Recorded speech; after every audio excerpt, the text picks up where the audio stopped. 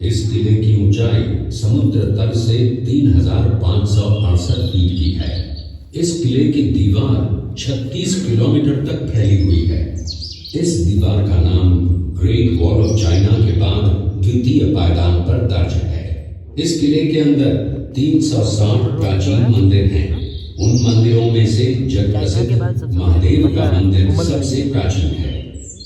कुंभलगढ़ किला यहाँ से 65 किलोमीटर की दूरी पर है। कृपया अब आप सब पीछे की तरफ देखिए। ये दृश्य मेवाड़ की प्राचीन राजधानी चित्तौड़गढ़ का है। इसी किले के अंदर महाराणा प्रताप का बचपन बीता था। इस किले की तलहटियों में महाराणा प्रताप ने अपने गुरु से शिक्षा प्राप्त की थी। ये किला 12 वर्ग किलोमीटर में फैला हुआ है। इस किले पर जब भी विदेशी आक्राताओं ने आक्रमण किया और उस आक्रमण में कोई भी राजा व सैनिक वीर गति को प्राप्त कर लेते तो उनकी पत्नियां वीरांगनाएं अपने सतीत्व की रक्षा करने के लिए जलती हुई अग्नि में कूद प्राणों को त्याग देती थी, जिसे हम जौहर कहते हैं। चित्तौड़गढ़ में 3 मुख्य बड़े जौहर हुए थे। प्रथम जौहर 1303 ईस्वी में रानी पद्मिनी ने 16,000 स्त्रियों वीरांगनाओं के साथ जौहर किया था, सिर्फ अल्लाउद्दीन खिलजी के कारण। दूसरा जौहर 1535 ईस्वी में गुजरात के शासक बहादुर शाह के आक्रमण के कारण रानी कर्मावती ने वीरांगनाओं के साथ किया। और तीसरा जौहर 1568 ईस्वी में जब अकबर ने चित्तौड़गढ़ पर आक्रमण किया, उसी समय रानी फूलकुंवरी ने 7,000 वीरांगनाओं के साथ जौहर किया। फिर भी अकबर का मन नहीं भरा और अंत में हजारों आम लोगों का कत्लेआम करवाकर उन्हें मौत के घाट उतारा गया। इस किले में देखने योग्य विजय स्तंभ है, कीर्ति स्तंभ जो महाराणा प्रताप के पुत्र थे। अमर सिंह ने शेरपुर छावनी पर अचानक आक्रमण कर दिया। उस आक्रमण में मुगल सेना में भगदड़ मच गई। मुगल सेना को अपनी छावनियों को छोड़कर भागना पड़ा। छावनियों के अंदर से लूटा हुआ माल व अब्दुल रहीम खान खाना, जिसकी बेगम आनी खान को बंदी बनाकर महाराणा प्रताप के सामने पेश किया गया। तब अमर सिंह पर महाराणा प्रताप क्रोधित हुए और कहा, जहां से इस नारी को बंदी बनाकर लाए हो, इसे पुनः ससम्मान लौटा कर आओ। महाराणा प्रताप ने कहा, हमें नारी से कोई दुश्मनी नहीं है, हमें तो देश विद्रोहियों से दुश्मनी है जिन्होंने चारों तरफ आतंक फैलाया है। महाराणा प्रताप के आदेश का पालन करते हुए कुंवर अमर सिंह ने उस मुगल नारी को ससम्मान छावनी तक पहुंचाया। इस प्रकार महाराणा प्रताप ने अपने क्षत्रिय राजपूत धर्म का पालन किया और पराई स्त्रियों को मां, बेटी और बहन का दर्जा दिया। ये है महाराणा प्रताप का चरित्र। और नैतिक मां का नाम पन्नाधाय था। पन्नाधाय जाति से गुर्जर थी। वो एक राजकुमार की धाई मां थी। दूसरी तरफ हाथ में तलवार लिए खड़ा ये बनवीर सिंह एक दासी पुत्र है। ये कुंवर उदय सिंह की हत्या करके मेवाड़ की राजगद्दी प्राप्त करना चाहता था। एक रात्रि बनवीर सिंह को मौका मिला। वो राजकुमार उदय सिंह के बड़े भाई विक्रमादित्य सिंह की हत्या करके राजमहल की तरफ आगे बढ़ा। इसकी सूचना पन्नाधाय को लग गई। कुछ समय तक पन्नाधाय चिंतित हुई।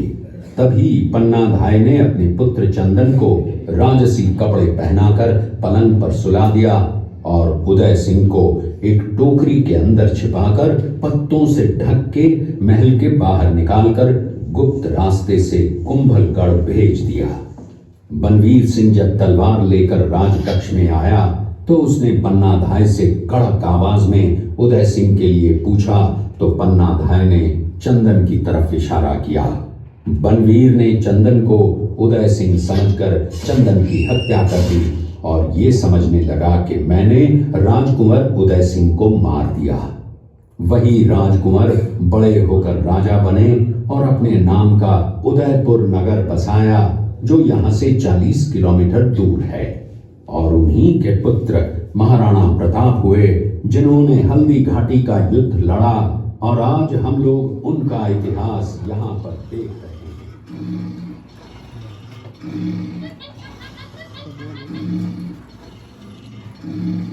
ये घटना महाराणा प्रताप की वीरता को दर्शाती है। एक समय नरभक्षी बाघ का आतंक छाया हुआ था। महाराणा प्रताप ने उस बाघ का शिकार कर उस बाघ को मार डाला।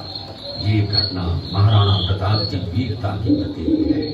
महाराणा प्रताप ने प्रतिज्ञा की थी कि जब तक अपनी मातृभूमि को शत्रुओं से मुक्त नहीं करा लेता तब तक न तो मैं महलों में रहूंगा, न किसी धातु के पात्र में भोजन करूंगा, न किसी गद्दी के बिछौने पर सोऊंगा। पत्ते ही भोजन के पात्र होंगे, जमीन ही बिछौना होगा। इस प्रतिज्ञा का पालन उन्होंने 21 वर्षों तक जंगलों में रहकर किया। इस दृश्य में देखिए महाराणा प्रताप वृक्ष के नीचे बैठकर पत्तों पर खाना खाते हुए। इसी कारण हम आज भी महाराणा प्रताप को श्रद्धा व सम्मान से याद करते हुए देशभक्ति की प्रेरणा अंतिम मिलन का है। हल्दी घाटी युद्ध के बाद चेतक घोड़े ने 22 फीट के एक बरसाती नाले को पार किया। ये उसी समय का दृश्य है। पास में खड़े महाराणा प्रताप के छोटे भाई शक्ति सिंह हैं, जो पहले मुगल सेना में थे। बाद में वो महाराणा प्रताप की तरफ आए, माफी मांगी और अपना घोड़ा महाराणा प्रताप को दिया। ये देखते हुए सभी अतिथि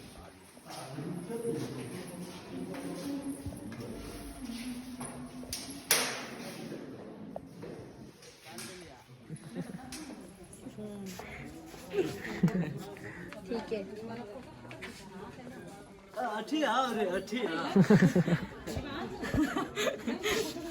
अरे अठिया कहाँ है अपन? गार्डन ले लो